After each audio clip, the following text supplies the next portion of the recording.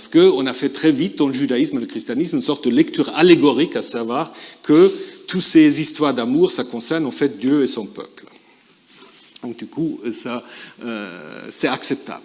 Ecclésiaste est lu au moment des tabernacles, les Sukkot, pour rappeler un peu quand même la vanité de toutes les préoccupations des humains.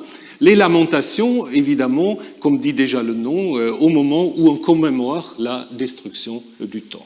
Et finalement, Daniel, le seul livre un peu apocalyptique dans la Bible, avec ses visions sur la fin des temps, hein, et Esdras Néhémie, qui raconte la restauration au moment de l'époque perse, avec Esdras qui va amener la loi à Jérusalem.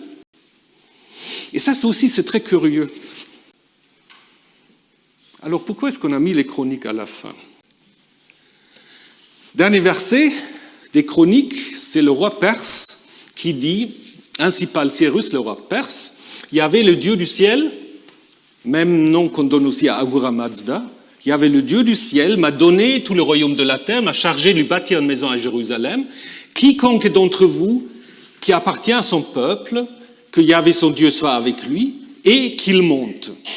Qu'il monte, ça c'est le dernier mot de la Bible hébraïque.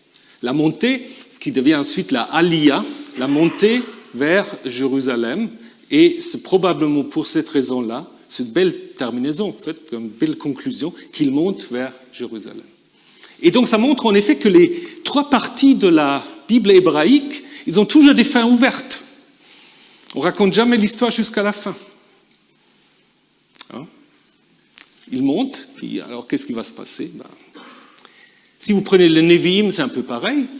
À la fin du livre de Malachie, il est annoncé, voici, je vais vous envoyer Élie le prophète. Mais il ne vient jamais. Dans le Nouveau Testament, oui, il vient. Hein?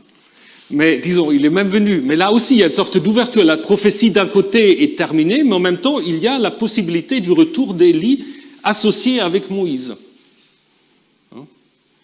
Et donc, du coup, pour ceux qui s'intéressent au Nouveau Testament, vous comprenez aussi, du coup, l'histoire de la transfiguration de Jésus, où il y a qui, justement, Moïse et Élie.